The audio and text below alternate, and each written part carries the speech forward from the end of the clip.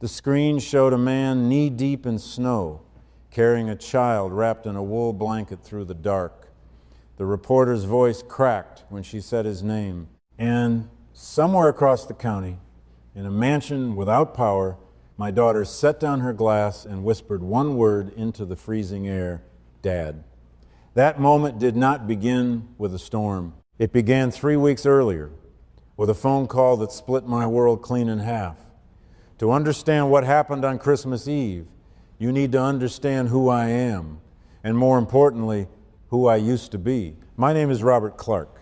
I am 67 years old. I live in a small town called Cedar Falls in the western hills of Pennsylvania. For most of my adult life, I served this county in ways that nobody talks about anymore. Before that, I served my country in ways I have never talked about at all, but I will get to that part later. Right now, the people of Cedar Falls know me as the old man who fixes things: leaky faucets, crooked porch railings, stuck garage doors. I drive a 2003 Chevy Silverado with 241,000 miles on the odometer. There is a dent in the tailgate from a fence post I backed into years ago. My black Labrador, Duke, rides in the passenger seat like he paid for the truck. Every morning at 6:15, I walk into Millie's Diner on Main Street. I sit on the third stool from the left. I order 2 eggs over easy with rye toast and black coffee. Millie always says the same thing: "Robert, you are the most predictable man in this entire county." I smile and say thank you. Predictable means reliable. Reliable means safe. I have spent my whole life trying to be safe for the people around me. The trouble is, safe does not always mean seen. And when people stop seeing you, they start forgetting you. I did not always live alone. For 29 years, I had Margaret. She was a third-grade teacher at Cedar Falls Elementary. She had dark hair that she kept pinned up with a tortoiseshell clip. Her hands always smelled like chalk dust and lavender soap. Margaret made the best cornbread in the county. Every Sunday after church, she would pull a cast-iron skillet from the oven, golden and cracked on top. She would set it on the table with a dish of cold butter. The whole kitchen would smell like warm honey and corn. She had a way of seeing straight through people.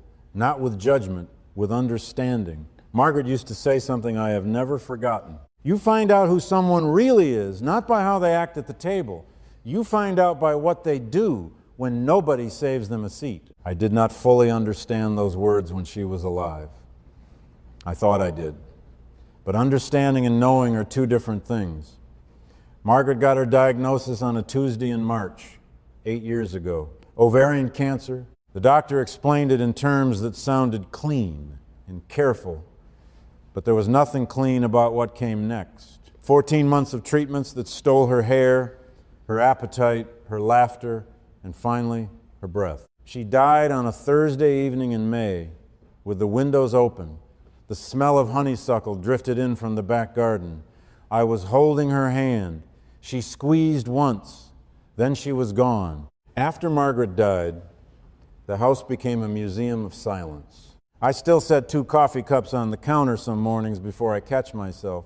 I still reach across the bed at 4 in the morning, finding cold sheets instead of her warm shoulder. I talk to Duke more than I should. He listens better than most people. Something inside me calcified after she passed. Not anger, not bitterness, just a slow retreat from everything soft. I poured concrete around my heart and called it healing. Now let me tell you about my daughter. Emma is 29 years old. She is my only child. She works as a legal assistant at a small firm in Fairfield, about 40 minutes north of Cedar Falls. She has her mother's eyes and her mother's stubbornness. That is both a blessing and a curse. After Margaret died, Emma became my only tether to the living world. We had Sunday dinners. We talked on the phone every few days. She brought flowers to the house on Margaret's birthday. She was kind and careful with me. Then, 2 years ago, Emma met a man named Victor Ashford. Victor is 38 years old. He runs a commercial real estate development firm out of Fairfield. He drives a silver Mercedes with leather seats that smell like new money. He wears watches that cost more than my truck.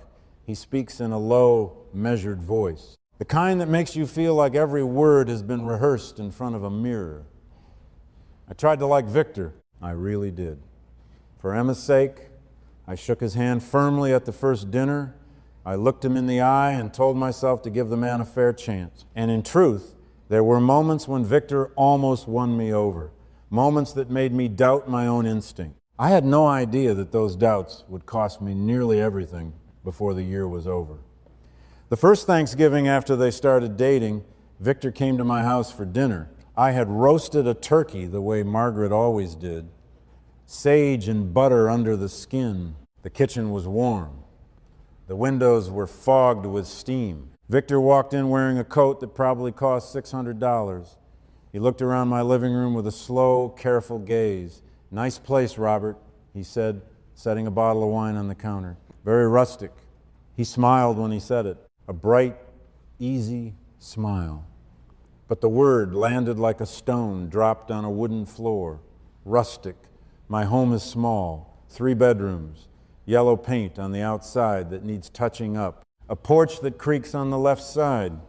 It is not rustic. It is the house where I raised my daughter, where Margaret baked her cornbread, where I hung the Christmas lights every year until my knees told me to stop. I said nothing. I carved the turkey, but something in my chest pulled tight, like a guitar string wound, one turn too many. A man reveals himself in the smallest words, the ones he thinks nobody notices. That was the first time I noticed. If this story is already pulling at something inside you, I hope you will stay with me. Subscribe to this channel so that stories like this one keep reaching the people who need to hear them. Your support means more than you know. The second time was in January. Victor came by to pick up Emma for a weekend trip. He was leaning against his Mercedes in my driveway, watching me load firewood into the bed of the Silverado. He tilted his head and grinned. "You know, Robert, a man your age should be driving something with working airbags. I could get you into a lease on something decent." He said it lightly, like he was doing me a favor. My hands tightened on the split oak. The Silverado has carried me through 31 winters. It has hauled generators through ice storms and towed ambulances out of ditches. But to Victor, it was just an old truck driven by an old man. I set the wood down and said nothing. Margaret's voice echoed faintly in my mind. You find out who someone really is, not by how they act at the table. You find out by what they do when nobody saves them a seat. Then came the Saturday in March that almost changed my mind about him. I came home from the hardware store to find Victor in my driveway with a brand new storm door still in the box. He had driven down on his own. No Emma, just Victor, a cordless drill, and a level. He took off his expensive jacket, rolled up his sleeves, and spent 2 hours installing that door with me. We talked about the military. He asked about my service. He listened. He handed me screws without being asked. For those 2 hours, I almost liked him. Almost. But then his phone rang. He stepped away, turned his back, and I heard him laugh into the receiver. "Yeah, just doing the charity work," he said. "You know how it is." But I heard. And the door he installed looked different to me after that. It looked like a receipt, a transaction, not a gift. That was the thing about Victor. He could imitate kindness perfectly. But imitation and the real thing leave different marks. One warms you, the other leaves you wondering why you feel cold. In April, I took Emma to dinner at a small Italian place on the square in Fairfield. Victor joined us. The waiter, a young man of about 19 with red hair and nervous hands, brought sparkling water instead of still. Victor's face changed in an instant. The warmth drained out like someone had pulled a plug. "I asked for still," he said, his voice flat and sharp. He did not yell. He did not need to. The tone was enough. The boy's ears turned crimson. He apologized twice. Victor waved him away like he was swatting a fly. Emma touched Victor's arm. Her fingers were light. "Careful, please," she whispered. Victor did not look at her. He adjusted his cufflinks and picked up the menu. You learn everything you need to know about a man by watching how he treats the people who cannot fight back. A waiter, a cashier, a mechanic. the people who have to smile and take it because they need the job. Power does not corrupt character. It reveals it. In June, I noticed something that sat in my stomach like a cold stone for weeks. Emma came to the house for Sunday dinner. I noticed she was not wearing Margaret's pearl earrings. Margaret had left those earrings to Emma in her will.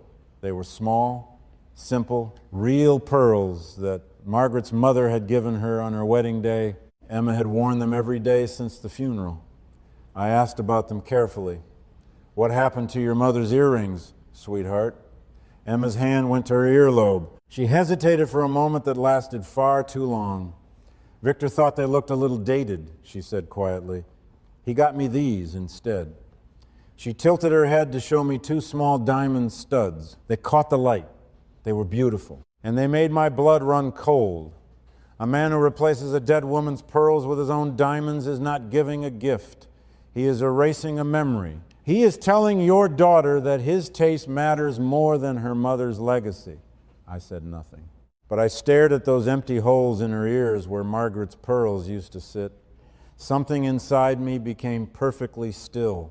The calls from Emma grew shorter as the months passed. She used to talk for an hour, telling me about her week, asking about Duke, laughing at the things Millie said at the diner.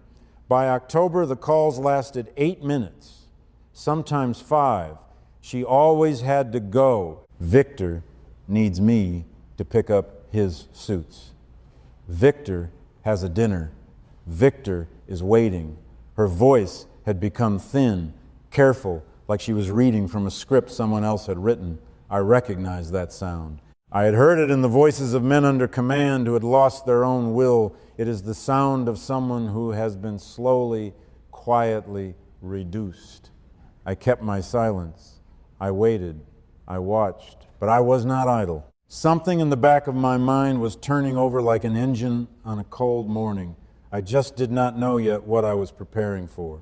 On December 5th, Emma called at 4:22 in the afternoon. I was sitting in my kitchen, looking at the small artificial tree I had set up near the window. The sky outside was the color of wet iron. Duke was asleep on the floor, his paws twitching in a dream. "Dad," she said. Her voice was flat, measured. "About Christmas Eve, I think we need to change the plan." I set my coffee down on the table. "Change it how? We always do Christmas Eve together, Emma.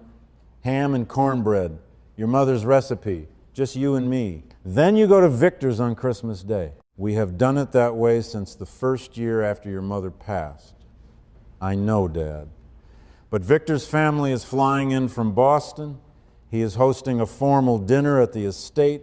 His partners will be there. His mother is coming. He really wants everyone together, and it would just be awkward if I had to split my time or leave early." "Emma," I said, keeping my voice steady, "I already bought the ham from the butcher in Ridgemont. I took the days off. I have not seen you since September." "Dad, please do not make this hard," she said. I heard the irritation rise in her voice, thin and sharp like the edge of a paper cut. "It is just one Christmas. Victor went out of his way to arrange this. You can figure something out. It is not a big deal. Figure something out. Not a big deal." She hung up before I could respond. Just the flat silence of a dead line. I sat at that kitchen table for a long time after. Duke looked up at me from the floor. His brown eyes were steady. The clock on the wall ticked. The coffee went cold in my hands. I stared at the small tree with its 12 ornaments. Half of them were made by Emma when she was in grade school. Construction paper angels. A popsicle stick star covered in gold glitter that was mostly gone now. I had spent 6 years slowly becoming invisible. Not to the town, not to the people at Millie's or the neighbors whose faucets I fixed, but to the one person who was supposed to see me no matter what. That night, I did something I had not done in 8 years. I went into my bedroom closet and pulled out the old green footlocker from the top shelf. It smelled like cedar and dust. Inside were things I never showed anyone, my service medals from 2 tours overseas. The commendation for valor I received after pulling 3 wounded men from a collapsed structure in a place I still cannot name.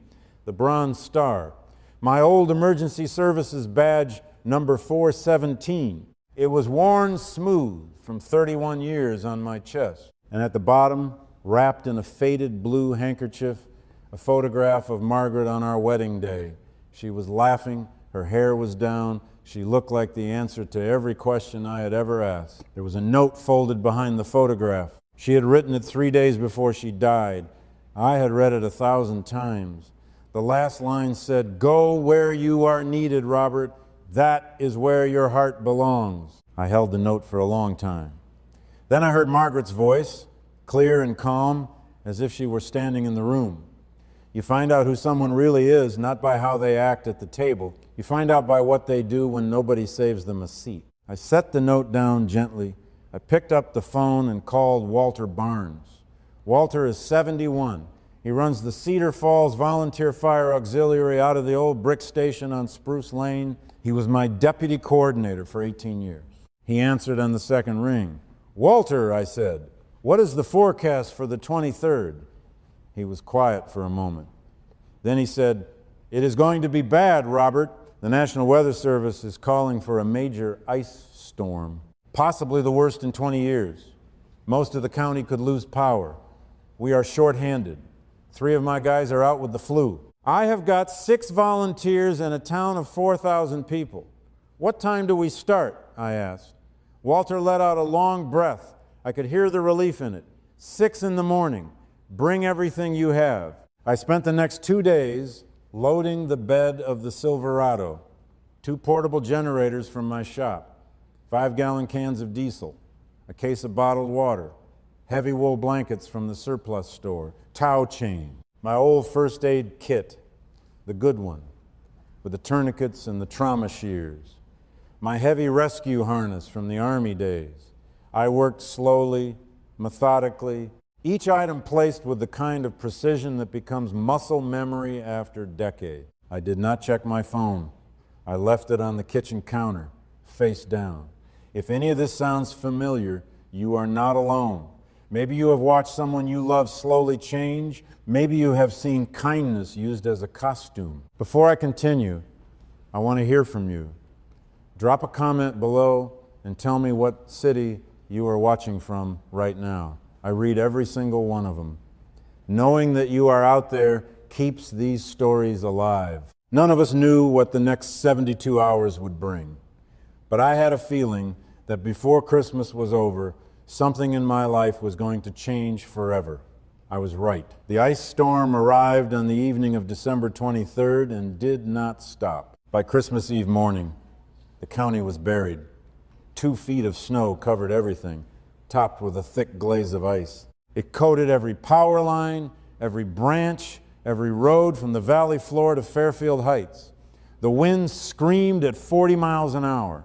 It snapped utility poles like matchsticks and dropped century-old oaks across the roads. By Christmas Eve afternoon, 80% of the county was without power. The temperature fell to 9 degrees. The county plows were overwhelmed. Emergency services were stretched to the breaking point. But my Silverado had a steel plow on the front, 4-wheel drive, and brand new studded tires. And I had 31 years of knowing every back road, every shortcut, every vulnerable household in this county memorized like scripture. Walter and I and 4 other volunteers became the only crew moving through the worst hit areas. We cleared the access road to the Pine Ridge Senior Home on Elm Street. Their backup generator had failed at 2 in the morning on Christmas Eve. I carried my largest generator through the front door. I ran heavy-duty extension cords down the main hallway. The heating and refrigeration units were running within the hour. 43 elderly residents, some of them in wheelchairs, some of them on oxygen. Not one of them lost power for more than 90 minutes because we were there. We cut fallen trees off Route 7 so a fire truck could reach a house where a space heater had started a chimney fire. We delivered dry oak logs to 9 families who had nothing but a fireplace between them and frostbite. At one point, I waded through knee-deep snow on a back road to reach a car that had slid into a drainage ditch. Inside was a young mother with a 4-year-old girl. The child was wrapped in a thin jacket, shivering, her lips turning blue. I unbuttoned my heavy coat and wrapped the girl against my chest. I carried her half a mile through the dark to the warming center at the Methodist church. Her small fingers gripped the collar of my flannel shirt the entire way. She did not let go until I set her down beside the wood stove inside. By the time Christmas Eve night arrived, I had been awake for nearly 40 hours. My face was raw from the wind. My back ached from lifting generators and swinging a chainsaw. My fingers were numb inside my leather gloves, but my mind was clear, clearer than it had been in years. I was not thinking about Victor's formal dinner. I was not thinking about the empty chair at my kitchen table. I was thinking about the next house, the next road, the next person who needed someone to show up. At 11:45 on Christmas Eve, we were heading south on Maple Street. That is when I saw the Channel 9 news van. It was wedged sideways in a massive drift at the intersection of Maple and Birch. The crew was outside. The reporter was holding a microphone in one hand and trying to push the van with the other. The cameraman was filming the chaos. I pulled up behind them. I hooked a heavy yellow tow strap to their rear axle. I dropped the Silverado into low gear and dragged them out in 30 seconds. The reporter came running to my window. Her name was Sarah Mitchell. She was young, maybe 28. Her teeth were chattering. The red light on the camera behind her was glowing bright against the falling snow. "We are live on Channel 9, she said into her microphone. "I am standing here with a man who has spent the last 2 days clearing roads and delivering emergency power across Cedar Falls. Sir, can you tell our viewers your name?" I rolled the window down. The cold air hit my face like an open hand. "My name is Robert Clarke," I said. "I am just a handyman from Cedar Falls." She leaned closer, her eyes wide. "Robert, we have received word from the County Emergency Center that you saved the Pine Ridge Senior Home last night. 43 residents. What drives you to be out here on Christmas Eve?" I looked at Sarah. I did not look at the camera. "People needed help tonight," I said simply. "That is what you do when people need help. You show up." She paused. Her breath hung in the air between us like a question. "Do you have family at home tonight?" I took a slow breath. The steam rose from my mouth and disappeared into the dark sky. "My family made other plans for the holiday," I said. "They had a dinner to attend, so I had some free time. Merry Christmas to everyone out there. Stay warm and look after each other." I rolled the window up and shifted into drive. There were 2 more families on the list before midnight. What I did not know was what happened next at the studio. The anchor had pulled up my records, my old county file, my military service history. And on live television, while my truck disappeared down the dark road, the anchor told the entire viewing audience who Robert Clarke really was.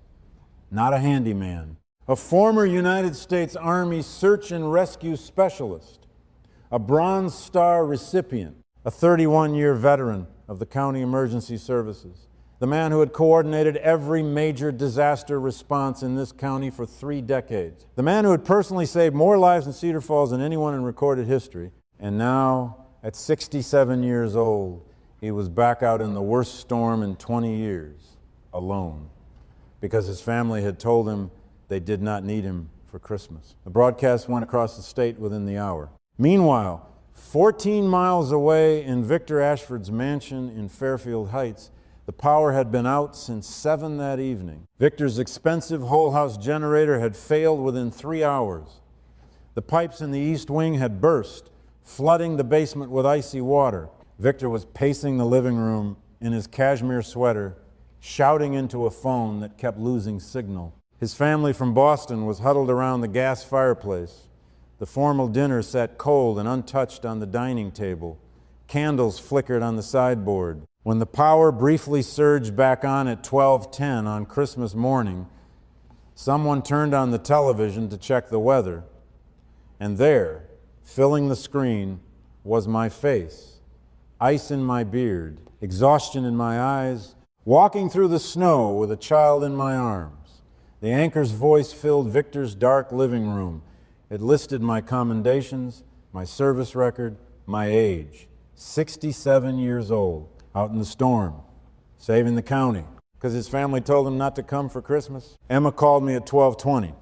I was sitting in the cab of the Silverado in the parking lot of the Methodist church. I could see through the windows, families inside, children wrapped in blankets, drinking hot chocolate, volunteers still moving between the tables. I picked up the phone. Dad. Her voice was shaking. Not the flat, careful voice from 3 weeks ago.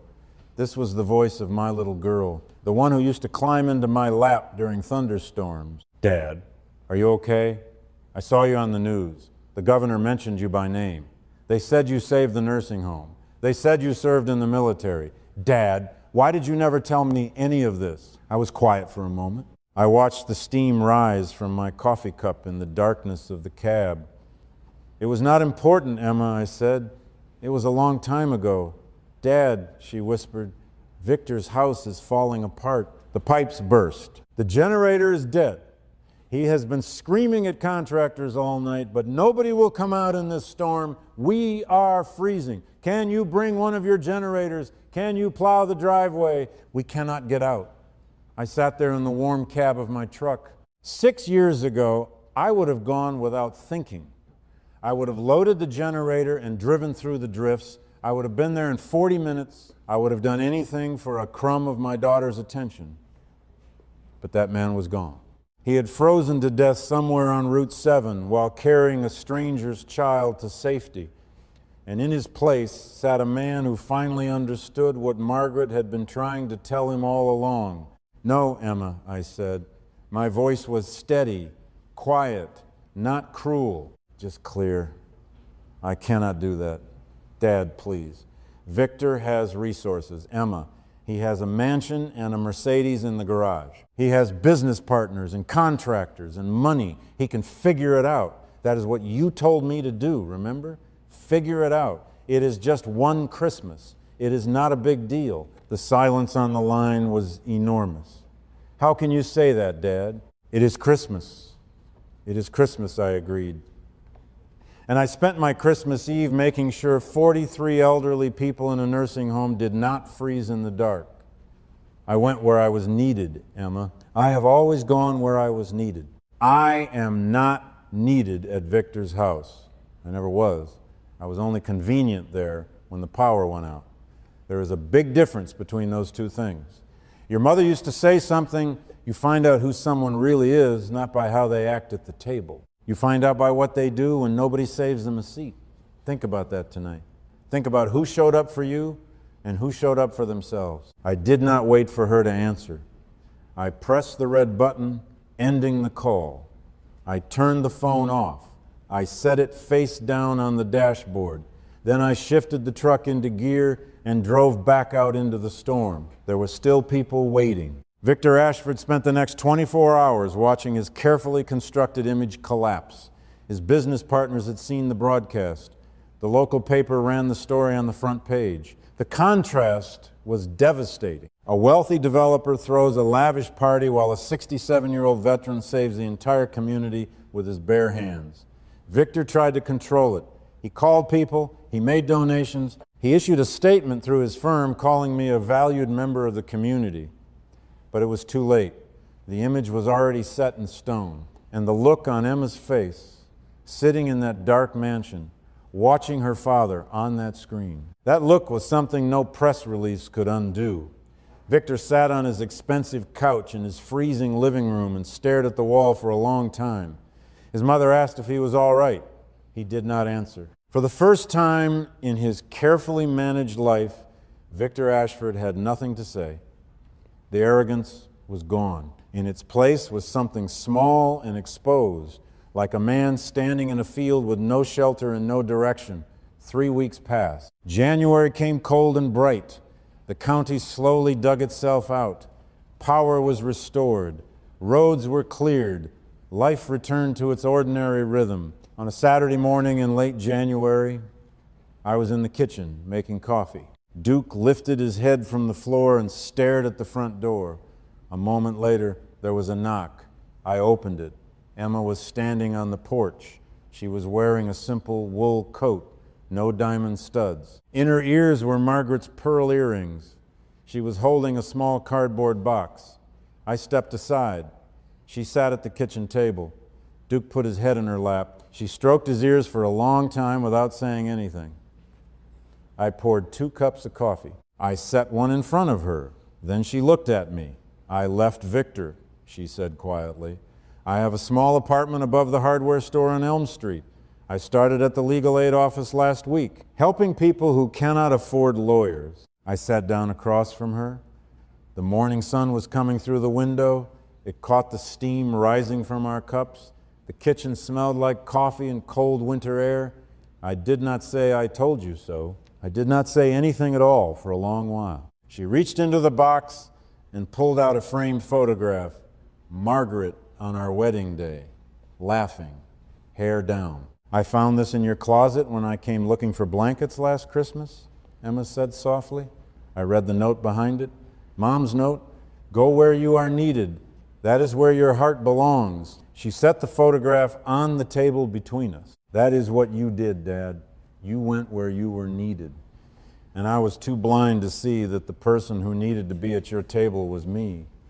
My throat tightened. I picked up my coffee and took a slow sip. I let the warmth settle in my chest before I spoke. Margaret's cornbread recipe is in the red binder on the second shelf, I said. If you are going to come for Sunday dinner, you might as well learn to make it. She laughed. It was small and broken and perfect. The sound filled the kitchen the way Margaret's laughter used to fill it on Sunday mornings. That was 3 months ago now. Emma comes for dinner every Sunday. Her cornbread is not as good as Margaret's yet. She uses too much sugar and not enough buttermilk. But she is learning. She brings it in Margaret's cast iron skillet. She keeps that skillet in her small apartment like it is the most valuable thing she owns. I joined the Volunteer Fire Auxiliary permanently. Walter made me the Winter Preparedness Coordinator. That means I spend my autumns checking generators and stacking firewood for the elderly residents in the valley. He tells people I was born for this work. I tell them I was just available. On Sunday mornings, Emma and I sit on the porch with our coffee. We watch the fog lift off the valley below. Duke lies between us. His tail taps slowly on the wooden boards. She asks about her mother. I tell her stories she has never heard before.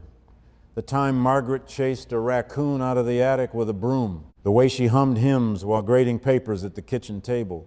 The notes she left in my lunchbox every single day for 29 years. The laughter comes back slowly, like spring after a long winter. You cannot force it. You just have to leave the door open. When I was young, I believed strength meant carrying the heaviest load without ever asking for help. The Army taught me that real strength is knowing which loads belong on your back and which ones were never yours to carry. And growing old in this quiet town, with Margaret's voice still echoing through the kitchen, finally taught me the truth she always knew. You do not prove your worth by fighting for a seat at someone else's table. You prove it by building a table where the people who need you always have a place. If this story stayed with you, if it reminded you of someone who loved you quietly, share it with them. Someone who showed up without being asked, someone who carried more than anyone ever knew. Subscribe to this channel so you never miss a story, and leave a comment telling me which moment hit you the hardest. Sometimes the people who need these words the most find them through you. Stay strong, stay honest, and always, always go where you are needed.